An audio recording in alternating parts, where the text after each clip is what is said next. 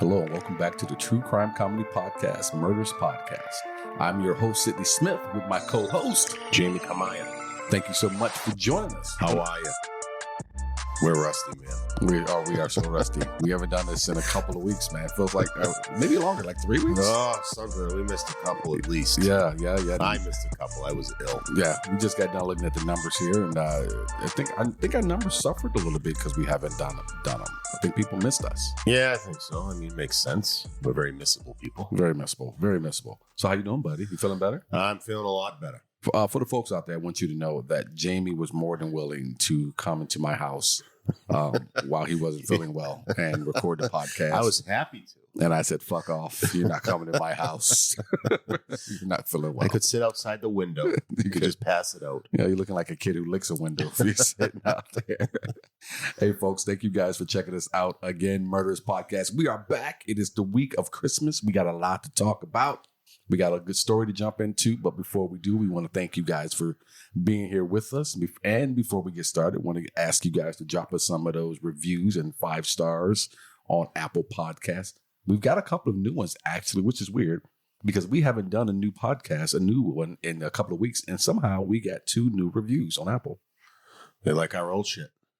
They do like the old shit. Hopefully they like some of this new shit, too. But thank you guys again.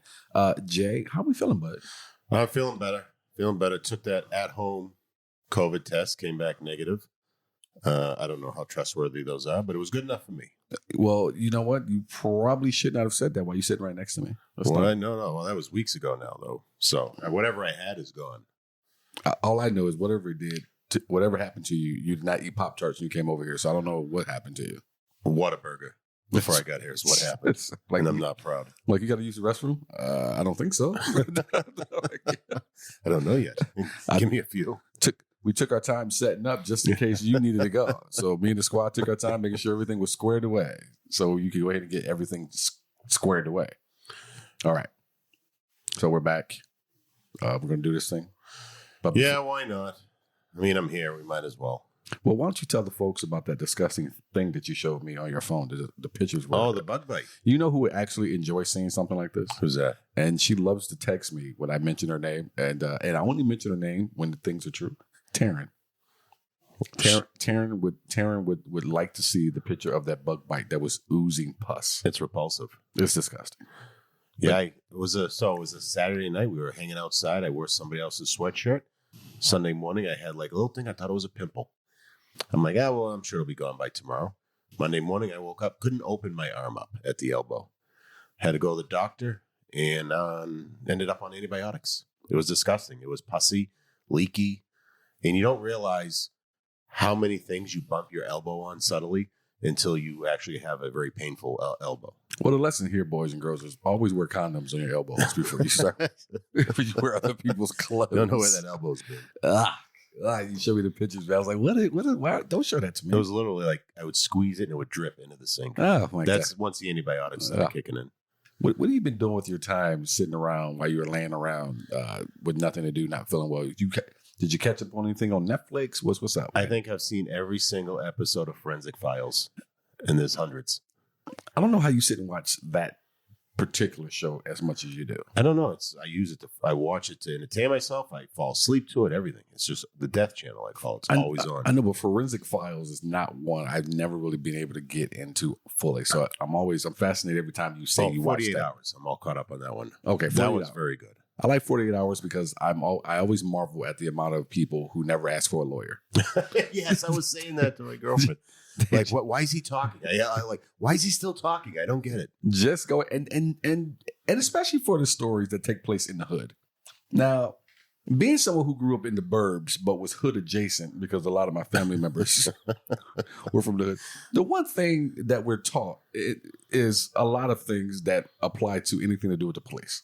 And one of them is you don't talk to the police. Never. These guys get in the room. They can't wait to talk. I am blown away by the amount of people who do not ask for a lawyer. I love when they sit there and they realize they're caught and go, okay, I'm going to be honest with you. And I'm like, oh my God. Oh my God, buddy, stop. I'm like yelling at my TV to stop talking. Wait a minute. That's the time to say, okay, all right, you seem like you know a little more than I thought you did. So lawyer. Yeah. You got me. Yeah. Now I got you. Right. Trump, bitch. I'm always blown away. But they do have some decent stories in 48 Hours. Yeah, they do, and they show bodies, which I'm fascinated by. Who's not fascinated by a dead body? You're a real. You seem like a real issue. They blur out the face. Man, a lot of. So you still driving people around? Strangers? Yeah, I am now. Who have no idea that you probably want to put them in the trunk of your car? You still driving those people around? I live vicariously through killers on TV. Oh, Jesus Christ. So nothing on Netflix you didn't get caught up on? Did you check out Kevin Hart's newest little mini series on their true story? No, that's not the one with the they were like recreating like different strokes and stuff. That one? No. It's Kevin Hart and Wesley Snipes. You gotta watch it, man. It's pretty good. No, I don't. I hardly watch Netflix. I guess I'm on Hulu more than anything. You know, I gotta watch tonight. I won't be able to watch it. I got a show tonight. I don't know why I'm putting this out here right now. No one here listening will hear this. I got a show tonight I'm doing over at Stir Crazy, but The Matrix just dropped.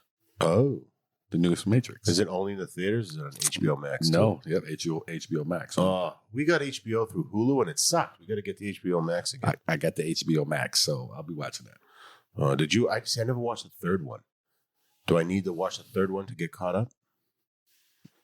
I don't know. I've never seen this one, so I don't know. This is they're picking up the story years after. Did you watch the third one? I only remember two. No, there was a third one. I've seen them all. So I forget what it was called. So then I did see the. It was the first one that was Reloaded, and then the third one was I can't remember what it was, but there's three. Then I saw them all. Then. Okay. Yeah, okay. Then I did. But John Wick comes out. I'm more interested in that in 2022. I thought that was dropping right around the same time. The new John Wick. He was filming them at the same time. Okay. So I doubt he would drop both at the same time. Probably hurt sales. So I'm guessing John Wick's coming next. I'm not the biggest Keanu Reeves fan. He's like the only two franchises that he's ever done, two films that he's ever done that I enjoy. You didn't like Bill and Ted? No. God, no. Look at the color of my skin. Good. What's historical, dude? Good. Oh, just stop it. That's right up there where Dude, Where's My Car? And of all the stupid ass. Oh my God, that was an excellent movie. Oh my God. Andy Dick made that movie. Oh, the movie's horrible. Nah, you just don't know classics. I don't know classics. Bill and Ted's is not a classic movie. You watch your mouth. You watch your freaking mouth. That's not dude. Anyway, I'm not the biggest fan. I didn't like him in. You know why I don't like Keanu for the most part. Anything I like that Keanu was in was because I like that story or I like someone in it. Like Speed? Sandra Bullock. Okay, she was good in that, and so was Dennis Hopper. But Dennis Hopper, of course, but Sandra Bullock. Yeah, still one of my huge crushes. Yeah, no, she's a hottie for sure. But come on, Keanu, short-haired Keanu. No, Keanu sounds the same in every movie. Well, yes, Mr. Bean. What's his name? I don't know. What the heck's that guy? Anyways, he said in an interview that everyone really only has one character in them, and that like it's hard for them to project a completely different type of persona in a different movie. I expect Mr. Bean to say that because Rowan Atkins. He's known for Mr. Bean, and that's it.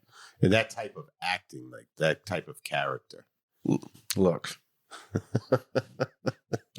you can't go comparing Mr. Bean and what he says about actors when you have a plethora of actors who can do so many different things. Name one. Name one. Meryl Streep, Viola Davis, Denzel Washington. Is it Viola? How do you say her name? I thought it was Voila. I'm sorry. What's that now? Viola Davis? Yes. It's not Voila? Why would it be Voila? Because that's how you spell Voila. How do you spell Voila? The same as Viola. No. How do you spell Voila? Viola. That's not how you spell Voila. Well, what if you like that bird's eye vegetable medley? It's called Voila. It's spelled the same. No, it's not spelled the same. I think it is. It is not. Look, I've been calling it Voila Davis since she was on Criminal Minds. Let me help the guy out who tells me how much smarter than I am.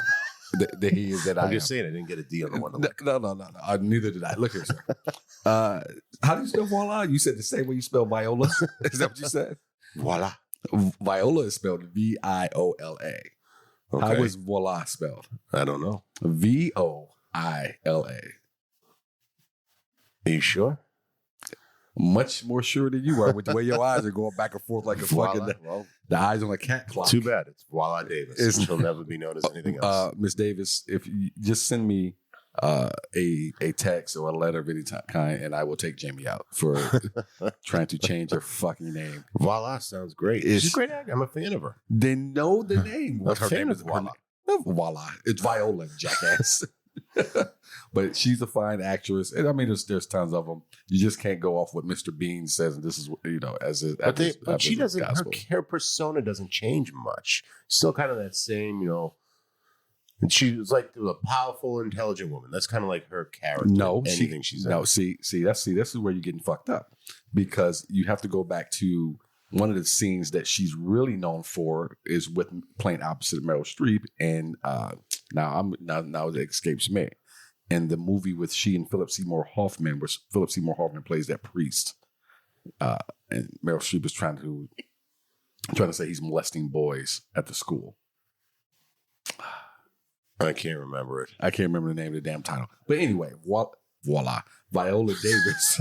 See? Fucking talking to you. It's natural. No, it's not. Viola Davis can play anything, anytime, anywhere. But that's my point. Keanu Reeves sounds the same, even if he's playing different characters. Dude. He might as well say shit. Just break out with it. Dude. In fact, maybe they'll put that in one of the John Wick movies. I can see them actually playing John Wick and say, dude. John Wick's a great one. But you know what? The Bill and Ted movies, I'm always a student of watching duos and seeing when they break up where they go, because very seldom does a duo split and they both go to the top. Well, safe to say they both did not go to the top after Bill and Ted's. Keanu Reeves had a very good career. Yes, he did. That's what I'm saying. Right. Blonde girls did not. No. And same thing with Tom. I don't even know his name. Same thing with Tom Hanks, and he just passed away. His who played opposite of him in Bosom Buddies, that actor who had a pretty decent career, but did not reach the levels of Tom Hanks. And there's plenty of other duos out there, but I'm always fascinated. Who was it? I can't remember. Who was it? Did you ever watch the show Bosom Buddies? I remember the show, and I remember him. I can't remember who the buddy was. Yeah, he was in one of the Bob Newhart's shows, the one where Bob Newhart had the bed and breakfast over on the East Coast. He's done a number of different roles over the years since Bosom Buddies. His career just never got to the Tom Hanks heights. Oh, we have to look that up. I'm sorry he passed. He passed away maybe a month ago, and I'm sorry. I forgive me because I can't remember his name. But anyway, I'm just a fan of seeing duos. Was he older? Separate. I mean, he must have been similar age to Tom Hanks. He's got to be closer to Tom Hanks' age, in his 60s. Tom is in his 60s. So, Tom had put a statement out about it and everything. I don't know how close they remained, or how friendly they were off set at all. But this guy like I said, he had a pretty good career. I mean, that was his first thing, wasn't it? Tom Hanks. That's the first thing I remember Tom Hanks in. That and the movie he did, that was a syndication when I saw it. Go ahead. The movie he did, was it Money Pit? I think it was like Shelley Long. It was in the 80s. That wasn't Tom Hanks in that. Yeah, it was. Was he in that with Shelley? Are you sure? Yeah, Money Pit. It was Tom Hanks. I remember he did Splash, of course, and he did other movies. Bachelor's Party is the next thing I remember, because I remember being a kid sneaking watching that movie because it had all the naked girls and whatnot. Who he was in Splash? Tom Hanks. Tom Hanks was in Splash with Daryl Hannah. I remember Daryl Hannah. Oh, do I remember Daryl Hannah? Yeah. What was Turn and Hooch? He did as well. He did some questionable movies, in the 80s before he finally, got his big break. I think my favorite movie though of his is Philadelphia, opposite Denzel Washington. Yeah, no, that's a great movie all around. Yeah, that's a great movie. It's one of the few movies that gets me emotional at the end. But he won Best Actor for that. Mm-hmm. And the year before that, or the year after that, he won Best Actor in Big. And what? Big. Remember, he was the kid, made a wish, and he turned big into Tom Hanks. I don't think he won an Academy Award for. I think he won Big. Yeah, and then those were a few years before Forrest Gump. No, he did not win an Academy Award for Best Actor in the movie Big. There's no way. I think so. Google that right now. Why I keep the people here. Pull my glasses happy over shit. Here with my. Anyways, the guy right there, Peter Scolari. That's it. Yeah, he just died. Huh? Yeah, he just passed away. Yeah, there's no way. You know what? Let's bet a beer on this. I'm not betting because I don't know about this one. Come on, man. You I'm don't not know as about a certain lot of things. You thought Viola Davis's name was Voila. Voila. Wait till I tell Tamara about this. Tamara might punch you before you leave the house. That's one of her favorite actresses. You're Voila. Oh, she's a great actress. Voila Davis. Voila. Just running behind her, yelling their name. All wrong. Why isn't she answering? She's such a bitch. Would give me the time of day. Best actor. We are efforting, people. We are efforting. We apologize. Yeah, well, this is because we need to get these facts straight. Because Hey, why don't we just let someone on the team do it? Because you are terrible at this.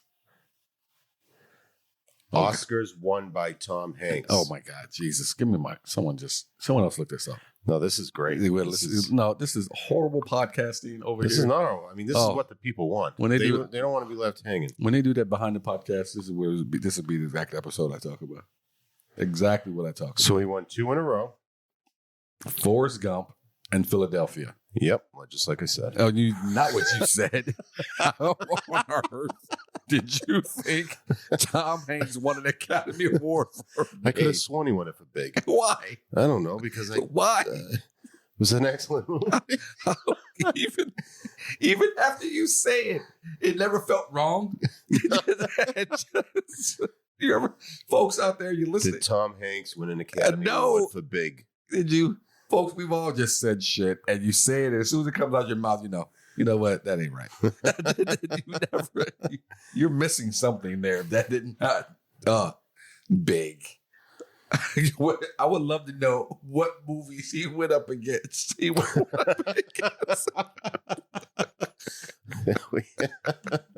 What? We had Attack of the Ninjas 4.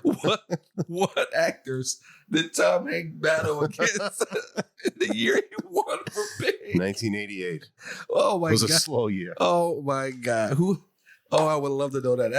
That there is that's the one right there. I don't even want to get to the story yet, folks. I know you guys. A lot of you come here for the murder. I understand that, but I got to see, what year was Big made? 88. So that would have been the Academy Award of 89, right? I don't know how that works.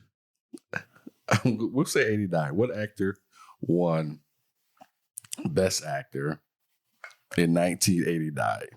This is I got to see who Tom Hanks was up against. Oh, Dustin Hoffman for Rain Man won. I cannot believe that Tom Hanks did not beat him out for playing Big. But he was a little kid and then he made Big. I can't believe. Oh man. Rain Man was all right. Yeah, it was decent. I mean, if you're into that kind of thing, if you're in a great movie. No, if you're into that, my God. All right. But Forrest Gump won. He also went up against, that movie beat, not just him, but the movie got Best Picture. It had to beat out Pulp Fiction. Yeah. Shawshank Redemption. Yeah. I think 4 Weddings and a Funeral, which is a great movie. If you ever saw it. It's all right. Not too bad. But that what a year for movies that was. But you know what? Shawshank, and I heard them talk about this several times. Shawshank, and this is one of my favorite movies. Shawshank is one of the movies that when it's on the movie on your TV, you watch it. Everyone stops and sits down. So I'm not alone with that. But it was not that popular in the theater. That's surprising. I was shocked by that too, but I had to think about it. I didn't see the shit in the movie theater either. Well, it had an incredible twist at the end. That's, I think, and people weren't aware of that. But it didn't gain its infamy. It didn't gain its fame until it was well out of the movie theater and on cable. And that's when people finally found it. They made more money well after it leaving the theaters than they did when it was in the theater. Such a classic. Such a good movie. Shawshank is so good. And what was the other one you said it was? It beat out Forrest Gump? Pulp Fiction, yeah. But you know what? Forrest Gump is such a great movie. And it is. There's no denying it. And the character is such a great character as well. But Tom Hanks won an Academy Award for playing. I got John Ice. Nah, this, sir. Don't you ever for the rest of our lives 8, 6, 7, 5, 3, say anything to me about being smarter than you ever. Because this remembering back up. Dates isn't a thing of smartness. Saying shit like voila Davis. Oh man. All right. Christmas is coming up, so Merry Christmas to everybody out there. What's up with you on the gifts, man? You all settled? You good? Yeah, well, the ones that have arrived, my son will get, and the other ones I'll cut a picture out and put it in the card and say these are on their way. This one will be here on the 28th. You know, Dad doesn't do a good job of planning for Christmas. No, terrible. Though it's coming every year. I hate Christmas. So how can you hate Christmas? I just hate it. Why? I hate the stress that it brings on. Trying to drive anywhere right now is insane. It is insane. You live right near the Arrowhead Mall. Thank God. Oh, no. God, why that traffic? You can't go in there right now. Why? I can just take your scooter or pedal your bike. I can take this road right down and south. To sit in traffic. No, south, and then fucking just turn right, and I'm there. It's not like I got to come to Bell Road. You're going to sit in traffic. Well, not like I would if I was coming from the other just directions. Take a scooter. I'm taking a scooter. You got that little electric scooter. I don't have an electric scooter. I lost it in a bet. I bet when that Tom Hanks won the Academy Award for Big. So I don't have my electric scooter anymore.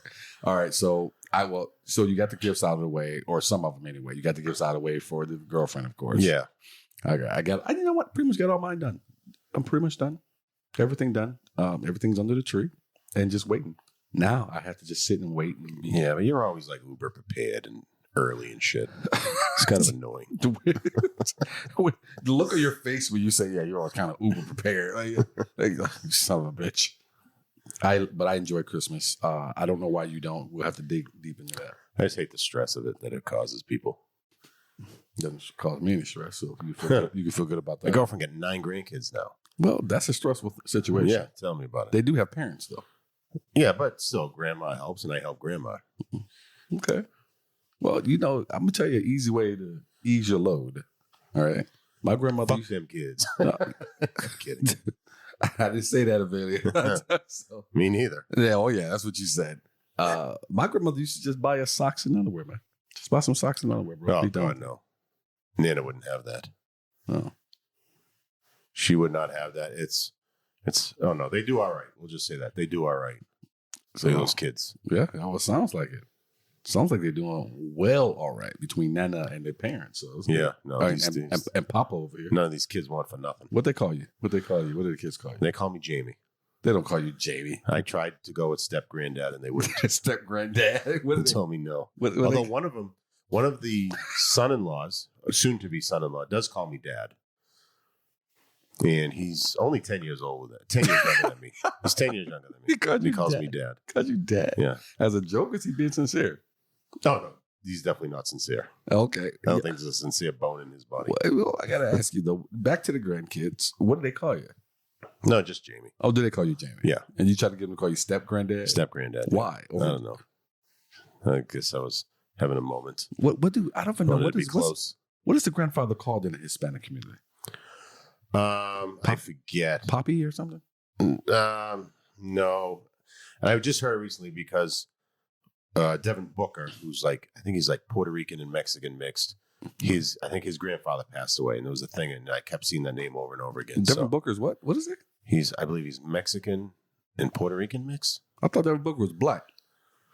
He's half black, but he's definitely half Mexican. Is this where you try to take his blackness away from him? No, because they were interviewing his Mexican, I don't know, father or grandfather. I think it was grandfather. Okay, and he was about 4 inches tall than Booker. He was enormous. Okay, because you left the black part out, almost like. No, I don't. I thought, because my girlfriend, whenever she sees anybody, she has to know what their racial breakdown is, and she immediately goes and searches it. Did she search for mine? Did she try to figure it out? Well, you'd have to have a Wikipedia page. Wow, that was hurtful. I'm saying we won't get there. That was hurtful. I'm working really hard on this podcast. You gotta have a Wikipedia page. Thanks, Amelia. All right, so he's black, Puerto Rican, or black or Mexican. He's definitely half Mexican. Okay, so he's half. Okay, all right. Just want to make sure you weren't trying to Tiger Woods him. No. He's a quarter Asian. Oh, fuck you, voila. So, you're ready to get into this story. All right. On this week's episode of Murderous Podcast, Maria Isa. Oh, did I miss it? There's no introduction at all. I meant to. You getting really lazy. Where were you, bitch? Maria Isa snapped at her daughter. It's Tina. the shitty Maria Isis. Too late. Okay, look, the story's already started. All Right? right, You had your chance to prepare. All And right, get it we're all. going right into character. No, you know what? You go ahead. Go ahead and intro with what you would have wrote. What'd you say? I don't have nothing right here. You don't have Just- it. You know, right off the top of your head, you can't come up with an intro. On this week's episode of Murders Podcast, we have a woman who was not a good person and a terrible mother, but a good wife. Please, it's Maria Isa. It almost sounds like you're going to say, please, put your hands together. You almost did. That would have been all you. Please, put your hands together. Please welcome to the stage. Get a round of applause. Where were you, bitch? Maria Isa snapped at her daughter. Tina, 16, entered the family apartment on the south side of St. Louis. Oh. Working, Tina shouted back. She had just finished her first day as a counter girl at Wendy's fast food restaurant, a job she had taken without her parents' permission. Oh, so you shouldn't be yelling at your mother. Now, wait a minute now. Wait a minute. She had taken without her parents' permission to work at Wendy's? Yeah, 60. Well, you don't need a parent's permission at 16. I don't think you do. We do not accept that to work, interrupted Tina's father, Zane, a Palestinian-born grocer who brought his family to the U.S. in 1985. Why are you doing this to us, Tina? Asked Maria angrily. I am not doing anything to you, Tina shouted back. Oh, I love the dialogue. You are a she-devil. Oh, said that's Zane. a line you don't cross. Wow, I've never heard a grown man call his daughter a she-devil. Yeah. You are a she-devil, said Zane. And what about Tina's boyfriend? He wanted to know. Clifford Walker, a young black man who had just walked her home from work. Oh, I see where this is going. He wants to sleep with you in the bed, Zane shouted. Don't you feel any In the shame? Don't you feel any shame? Don't you have a conscience? It's fornication. You come back from this illness with an old man laugh. Are you aware of that? I've aged. With that, her parents threatened to throw Tina out of the apartment. Rebelliously, she challenged them to do it. Listen, my dear daughter, her father finally replied. Do you know that this is the last day? Tonight, you're going to die. Oh, nice segue. Oh, wow. Huh? Said Tina, bewildered. Do you know that you are going to die tonight? Suddenly, realizing he was serious, Tina let out a long scream. Then there was a crash, and the girl's shrieks became muffled, as if someone were trying to cover her mouth. I want you all to know that JB doing sound effects is your Christmas gift. I don't do this with just anyone. Keep still, Tina, her father shouted. Still while I murder you. Mother, please help me, Tina cried. But Mother would not help. Instead, Maria held her struggling daughter down as Zane began stabbing Tina in the chest with a 7-inch boning knife. Boning knife or Boeing knife? No, please, Tina cried. Shut up, her mother shouted. No, Tina shrieked. Die quickly, her father shouted in Arabic. Hold on. No? No. Not in sound effects? No. Tina managed to scream again. Quiet, little one, her father said, stabbing her the last of 6 times. Die, my daughter, die. And then there was silence. Unknown to the Issa family, every shout, every cry of pain uttered during Tina's murder of November 6, 1989 was being taped by the FBI. Oh. What the fuck? For about 2 years, the agency had been investigating whether Zane Issa was involved in terrorist activities for the Palestine Liberation Organization. The PLO. Mm-hmm. Though he denies it. Unfortunately for Tina, no one was listening at the time of her death. Oh, that's what they say. But the next morning, a horrified FBI agent heard the chilling 7-minute recording of the killing and immediately notified St. Louis police. The ISIS had already told authorities of the stabbing, claiming she came after them with a knife. The couple were promptly arrested. Yet the murder still defies understanding, reflecting as it does cultural and generational conflicts that seem utterly alien to most Americans. Neither Zane, 60, nor his Brazilian-born wife, Maria, 48, had assimilated into U.S. culture like Tina, the youngest of their 7 children. She was so American, says Roosevelt High School classmate Jeannie Chapman. Tina was an honor student, but she was also a free spirit. Who worked at Wendy's? Was it Wendy's? It was Wendy's, but most kids in high school worked. Junior bacon cheeseburger still holds up. You're so serious about this too. Look, this is the most serious you've been about anything. Me and my friend Jim, whenever I'd go back, or like I go back home, I'll call him, but he knows I'm there, he'll call me. One will just say to the other, "How many?" And we know what that means. How many JBCs am I dropping off? How many burgers do you need to say need? They're small. You can put down 3. Why do you need to? They're like sliders. Ugh. All right. No tomato. Oh, God forbid there's anything close to resembling a vegetable. Tomato's a fruit, but okay. I don't know. Is it a fruit? Yeah, technically. Technically, it's a fruit? It's a fruit. Something about the way it grows and it has seeds or something like that. Oh. Like a cucumber is a fruit. Oh, can I trust your word, Tom Hanks? Sure. Won the Academy Award for Big. Voila. You can stop. You can stop talking like you're an expert on things now. I'm an expert on whether or not a tomato is a fruit or a vegetable. You ruined it. My girlfriend's son-in-law calls them Mexican apples, and he eats them like apples. All right. She once cut a hole in her required net and cooking class so her black curly hair swept up on one side with styling gel. Wouldn't be matted. And when we ran laps around the school halls for soccer training, Chapman recalls, Tina would cut through the cafeteria and laugh at us. Oh, so she was a little cheater, huh? Oh, I guess she had to go. They want to do the hard work, huh? Such antics were not permitted at home. Most parents are strict, but hers were abnormally strict, says another classmate, Malika Poindexter. Tina's parents disapproved of her playing soccer and tennis on school teams and of making the cheerleading squad.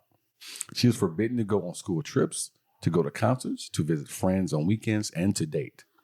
Her close friends told us that she often came to school with bruises and welts, and that she had been physically abused by her parents. I believe it, says St. Louis homicide detective Harry Hager. At one point, she had hot coffee thrown at her. Oh, was she the one who got it on the lap? Remember the McDonald's story? I do remember the McDonald's story where the woman sued later. The woman sued, but McDonald's had been warned multiple times, and it burned her crotch skin. It was an elderly lady. It was so hot it burned her crotch skin, and she had to get skin grafts on her nethers to get it to repair. So it was more of a punishment for. She won $2.4 million, and it was appealed down to like 200. Like she got 1/10 of it. Yeah, but wasn't that more of a situation where they didn't put the lid on tight enough or something like that? Well, the coffee was brewed too hot, and McDonald's had been warned multiple times that they were brewing the coffee too hot. It was supposed to be at like 160 degrees, and it was like at 210 degrees or something. Who would be warning them of this? I guess it would be my question. Like who? Like the FDC, FDA, Food and Drug Administration, coming in to test. Yeah. Okay. So this was more. This is probably more why they got it. Right. I had a business ethics class in college. We covered this. So like, it was literally half the semester was this story, because like you only heard about it on the news, and like, oh, this woman spilled coffee on herself and won $2.4 million. No, there was a lot more to it. So it was interesting to get the whole background on that.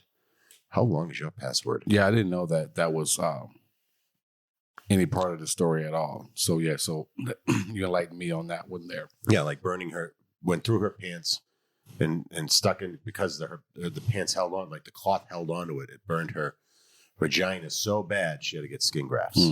And how old was this one? She was over 65. I just remember she was a senior citizen. Getting that morning free coffee. All right. Well, back during her junior year, Tina defied her parents and went to the school prom. Her parents went after her. Her mother and sisters, even a male relative, followed her into the women's bathroom, recalls her friend Jackie Hall. She was crying. It was pretty awful. The biggest issue apparently was Tina's chastity. Her parents wanted to arrange a marriage for her, as they had for 3 of her older sisters. Says another sister, Fatima Abdul-Jabbar, 26. Wait, ABDE. Yeah, no, I think you might have got it. Yeah. Why don't we talk more about Tom Hanks and Big there? Yeah, I'll Professor. I'll give you that one. Her father expected Tina to return to his native village of Bettine in the West Bank as a virgin to marry a relative of one of his sons-in-law and to live in the family home. He wanted her to have the house, the land, everything, Abd-Jabbar says. I feel like you skipped a couple letters. I might have. Is this one of those words where you say you're going to say it different every single time? Anything's possible. Let's see if it comes up again. Let's see what happens. My dad was that kind of person. He loved her the most. I swear to God, even though she's laying in her grave right now, she was the apple of his eye. Let's talk about it. Do you buy that at all? And so I'm listening or reading this and thinking that I can almost see it, because I think parents sometimes get most furious with the child that's their favorite child when they won't do. If that's the case, sure. If she really was a favorite, was she the youngest? It said, right? If she was the youngest, that makes sense. Usually the baby is the favorite. Yeah, and also the baby is the hardest one that the parents have the hardest time with sometimes. Yeah, you certainly could make that argument because they're the most spoiled. Yeah, absolutely. And by the time you get to that child, you're probably super tired in general. Not just do what you want. Especially with 7 kids or 6 kids that came prior to her. Right. So Tina had other plans. She hoped to enter St. Louis University and study aeronautical engineering. Oh, smarty pants. Mm-hmm. She wanted to be a pilot, says Jackie Hall. She used to say her parents didn't want her to do anything like that and how much pressure she was under. At her parents' trial last fall, defense witness Nicholas Gavrilides, not sure how to get that one, but close maybe I am. I'm not even going to attempt it. A State University of New York anthropology professor who was born and raised in Jerusalem testified that the way Tina lived had offended her father's sense of honor. That's so crazy. I guess it's a cultural thing, but it's like whatever the man says, and that's it. Nobody questions it. It's kind of an old school thing, I guess. Well, I don't think it's just the Middle Eastern thing, because even within me just watching, and I've talked to several women who are of Hispanic or Mexican descent, who grew up in the family, or women who dated Mexican men and who was around it, because I'm just curious about it. It seems like the males, even at a young age, can get away with whatever they want. They can do whatever they want. There's really no cuffs put on them, even as little boys. And so I don't think you're take the honor killing out of it. I don't think we're too far off from the Middle Eastern mindset here of you're the man. This is what we say. This is what it's going to be. Yeah. No, I can see in the Hispanic cultures, a lot of the men, he doesn't want the wife to work. He goes to work. He puts the food on the table, and the wife takes care of the home. Mm-hmm. But it's like, I guess it's the younger generation. You see more, obviously over the decades, more and more females have started going to, school beyond high school and becoming career minded and stuff. So I guess it's probably in some countries it's not as evolved as it is here. Well, I got a joke I tell on stage where I talk about, Mexican women, and they're great and they're hard workers, and I talk about how they do everything at the house, and then I give a list of things they're doing. But that is based off of some truth. That's a great joke.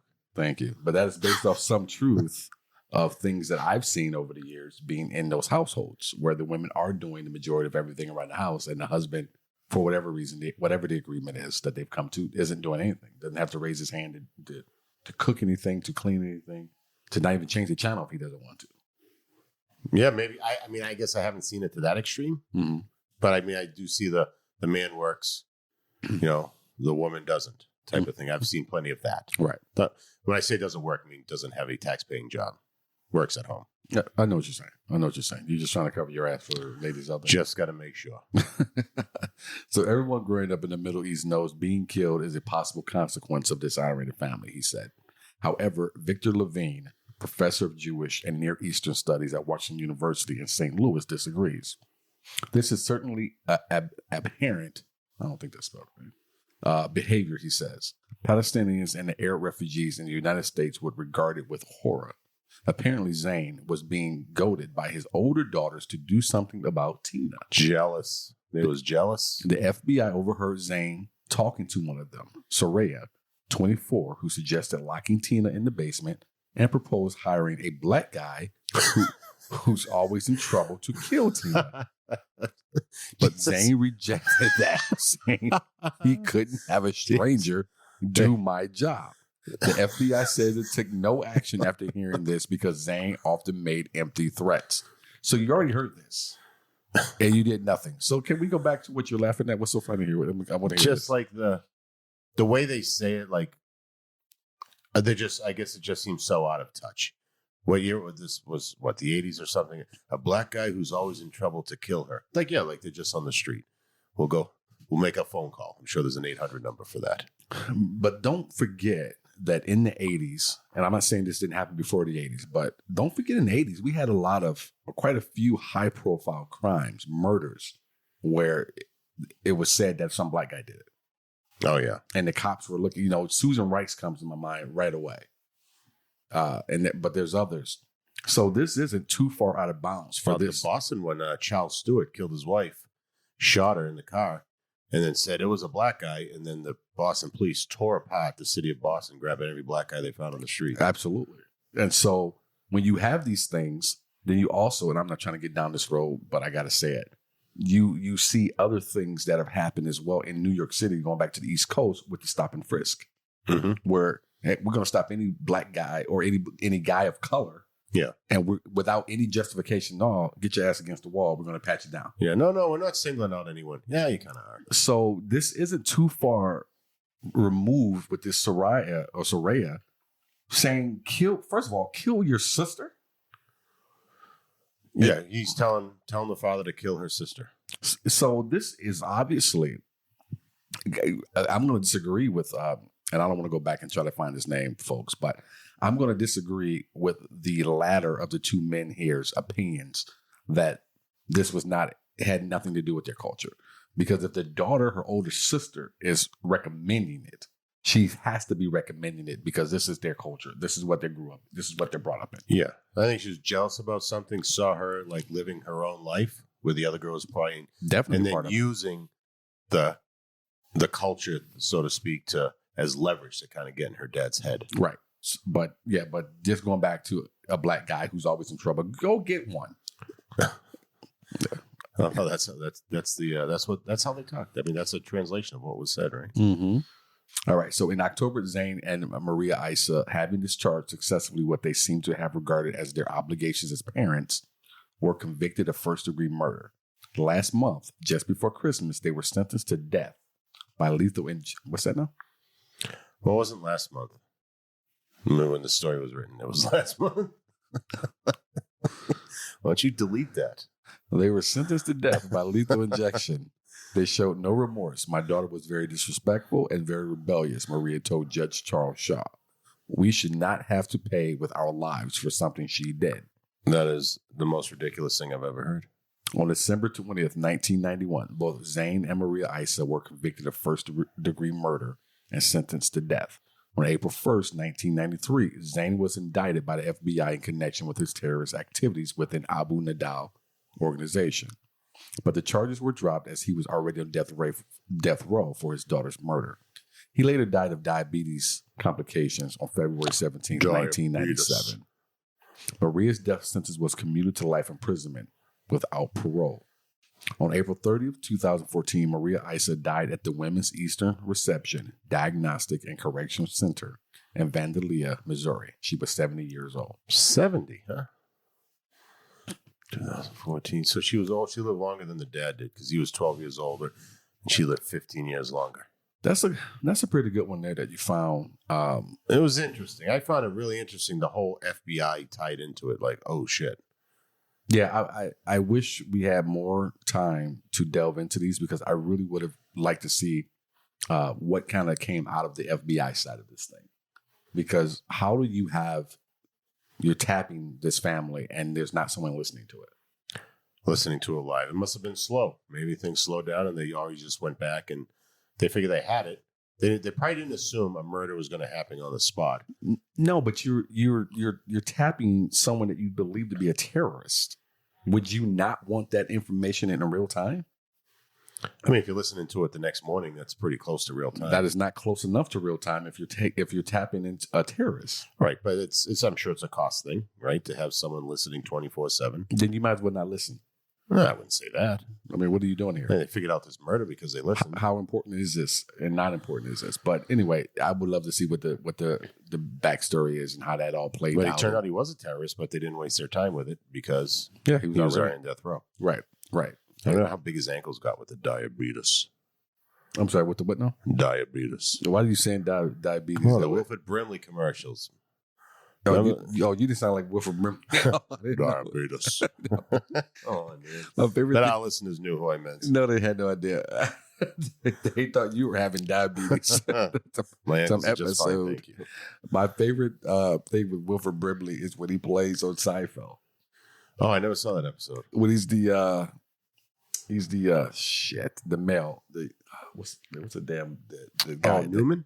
No, but he plays. Who's the guy? What's the title of the man who's over the male? The United States Postal Service. Geez. I've met one of these people before. Yeah, for a local. Anyway, it's hilarious when Kramer says he's not going to take any more mail. Then he goes to the post office to stop getting mail. No. And Newman walks up and tells, "Go ahead and take your 2-hour break. I got this." He's what are you going to do? A bunch of bills. And Kramer starts listing off all these solutions. He's figured out I don't need mail. And then these agents come up and they snatch him off the street in a van. And then it's Wilford Brimley who comes walking in. He's the top guy. Ends up talking Kramer, intimidating Kramer to the point where he takes him out. And he almost plays that same role in what's the Tom Cruise movie, Pelican Brief. Wilford Brimley's in that? I thought he I'll have to played. go back and watch it. Yeah, I thought he was the guy who was head of the law firm in that. I thought. I'm No, sorry, maybe. I mean not the Pelican Brief. That's the Denzel Washington movie. You know what, folks? Just forget it all. I can't think of what we are so out of tune on this. Yeah, no, but we're getting there. We get it back. We'll get it back, folks. I apologize.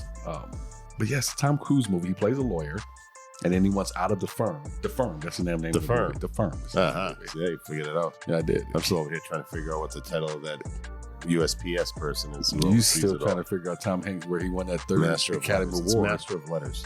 Did he win that third Academy Award for Turner and Hooch? There's one of nomination in there somewhere. Oh man, well this was a good story, man. You guys did your work. You did your best on this one. This one, folks, was sourced at people.com and murderpedia.com. People.com on this one, huh? Yeah, people.com. Why'd you say it like that? I don't know. Yeah, people.com. you doing your Dustin Hoffman Rain Man deal right I think now? that's where the meat of the story come from. The Wikipedia's Murderpedia's good for like dates and stuff like that. I wish something was good with you and dates and whatnot. And what you know what I'm talking about. No, I don't. Yeah, right. I'm Sidney Smith, and this is Jamie Kamaya. from Sidney Smith Creative. This has been Murders Podcast. If you like our show, be sure to tell your friends and family. Subscribe on Apple Podcasts, Spotify, Stitcher, or wherever you're listening right now. JamieCreative.com. Leave that 5-star rating and review on Apple Podcasts. Remember, you can also support the show and receive bonus content. Blah, blah, blah, blah, blah. Blah, blah. Remember, be aware of your surroundings. And we'll see you next week. See ya.